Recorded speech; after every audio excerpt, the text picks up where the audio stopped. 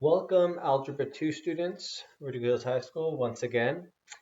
So this is going to be the last series of videos for this week's chapter. So this is the last series. So until now, you've seen the 3 videos for graphing square root functions. You've seen the 2 videos for graphing cube root functions.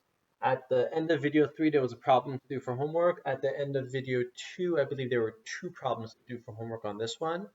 And at the end of these series of videos that I have, these last set of videos that we have a few homeworks in the back of this board that I'm going to show you guys too. All those homeworks together will compile your homework for the week that you need to turn in addition to anything else your teacher gives you. Okay. So for now, what I want to do is I want to go over something. I want to wait till we got square root functions and cube functions done so that I can kind of show this. This is the parent function. We see the vertex as 0, 0. We've gone over this before. This is the parent function of the cube root, and the inflection point is at 0, 0. So I just want to just point something out, which you probably already noticed, but let's pretend I make this, instead of just the square root of x, I make it the square root of x minus 2. Then on the outside, I'm going to put plus 3. Now the question is this. This function, the way it's going to look is still the same. It's still going to look like half of a sideways parabola. But my question is, what is this going to do? How is that going to translate? What is that going to do to the vertex, essentially? It's no longer going to be at 0, 0. So now the vertex, think about it. Since this minus 2 on the inside, it's going to be positive 2, comma, 3. So essentially, I know this is going to look like what now? 2, comma 3. So I'm just going to do this same half of a sideways parabola, except this time you're just going to start at. So that's essentially what happened is it's a shift. It's a translation.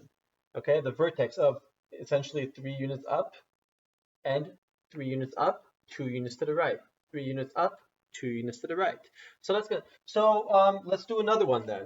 What if I did let's see, plus 5 and minus 1?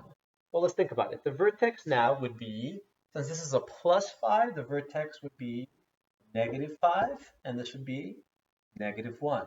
So what would that look like? That would look like 5 units to the left, because the x value goes left to right. So 5 units to the left, 5 units to the left, 1 unit down. So negative 5, negative 1. And so this function would look something like this. It would just be half of a sideways parabola. Just so you can understand what's happening here. I don't need to go sit here and graph this whole thing to know what it's going to look like. I know it's going to look like that. Okay. Now I haven't gotten the detailed the x and the y-intercept, but if I were to, I'd have a little more detailed graph. But that's just all I want to get you to figure out. Same thing with this. This is the parent function at 0, 0 inflection point. Let's make this, I don't know, let's go plus 1 and on quantity, and on the outside, let's go minus 3. Same thing, except this time, our deflection point is at 1, comma, negative 3. So what's that going to look like? Simple. It'll just look like that. Same thing, copied over, just the inflection point is different. So you could say this is a shift. This would be a, so inflection point is negative 1, comma, negative 3. Okay, so remember, it's the opposite of what you see on the inside there. So, oh, I'm sorry. I screwed it all up, didn't I?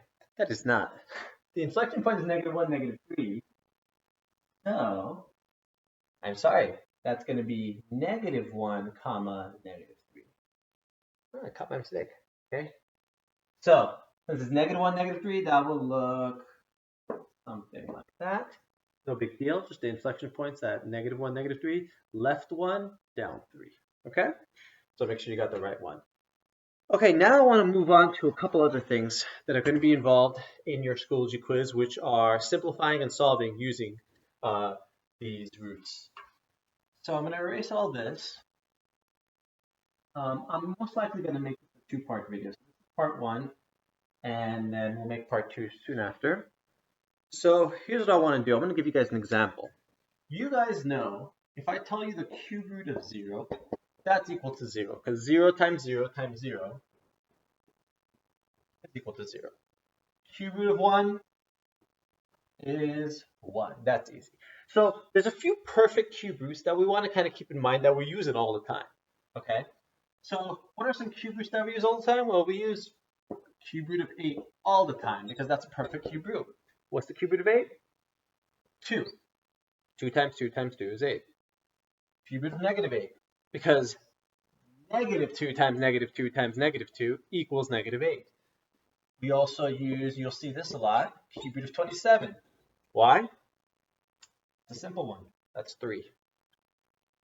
You'll see cube root of 64 as well. That's also an easy one because that is 4. 4 times 4 times 4 is 64.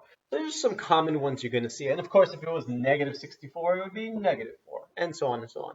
125 is another one you'll see quite often because that cube root of 125 is 5. So just to FYI, you have these. Okay? Now, I'm going to give you some. Just a recap, throwback here. If I were to say square root of 5 plus the square root of 5, would you be able to add these two quantities? You absolutely will. Why? Because this is, the coefficient here is a 1. That's a 1 square root 5 plus a 1 square root 5. They're like terms. If you add them up, you get. Absolutely. You can do that. And you should have already learned that. Okay? Now, what if I were to change this to a square root of 20?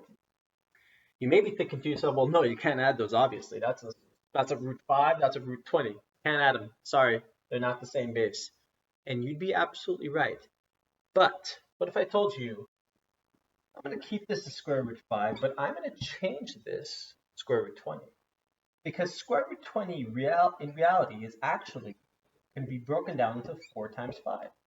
Now, why did I say 4 times 5? Because 4 has a perfect square that is going to be 2. So it comes out as a 2. So square root of 20 is essentially the same as, it simplifies to 2 square root 5. So now if you take a step back and look at it, yeah, these are like terms. Square root 5, square root 5. So let's add them up. 1 square root 5 plus 2 square root 5 equals square root 5. So I just want to make sure you guys had that down. This is just a recap of stuff that you should have already learned. Now that we know that, I want to use cube. Okay, so I'm going to erase this. Let's do the same thing with cube roots this time. So let's try this. Let's simplify cube root of 24. Okay, 24 does not have a perfect cube. I'll tell you that right now.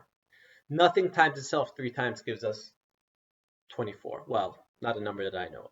Okay, not a calculator. I might be able to figure that out, but I'm not. So it's not a perfect cube. However, I want you to think about those perfect cubes that I gave you a little bit earlier. 8, 27, we just read it, 64, 125. Which one of these factor for 24? Let's think about that. Well, you might say to yourself, the cube root of 24 is the same as 8 times 3, which it absolutely is. 24 is the same as 8 times 3. Now, why do I use 8 times 3? Because 8 has a perfect cube. So what is the cube root of 8? Well, the cube root of 8 is just 2. So what are we left with here? We're left with 2 cube root, and on the inside remains a 3. That's our final answer. So the cube root of 24 simplifies to cube root 3. Let's try another one just like that. Let's try simplifying cube root of 54. It's not something that has a perfect cube. That's fine. But let's think about this. Does 8 go into 54? No, it doesn't. Does 27 go into 54? Yes, it does. 27 does go into 54. Why is that important? Because that would be 27 times 2. Now, what can I do with that 27? Well, 27 has a perfect cube. This cube root of 27, it comes out as a 3, because 3 times 3 times 3 is 27. So my final answer, 3 is on the outside. Don't forget my cube root. And what stays inside? 2 stays inside. Voila, we're done. Okay, now we have that digested, hopefully. Let's move on and create an actual problem with this. Okay, let's do like an addition or subtraction problem. Okay, let's try this. Cube root of 24 minus 4 cube root of 2. Okay, let's take a look at it. I want to just subtract them. But there's a problem. That base is cube root of 2. That base is cube root of 24. It looks like we can't do anything here. And I wrote this wrong. Okay. That is cube root of 24. That's a cube root of 3. Looks like they do not have the same base, so I can't subtract them. But I actually can. So let's actually work this out. The cube root of 24, that's the same as 8 times 3. 8 has a perfect cube, which is going to be 2. That comes outside, 3 stays inside. So I have 2 times the cube root of 3. And over here I have minus 4 times, guess what?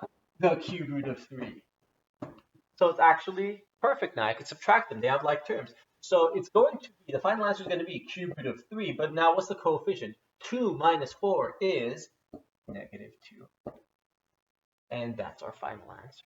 Okay? You're going to get a homework problem related to that.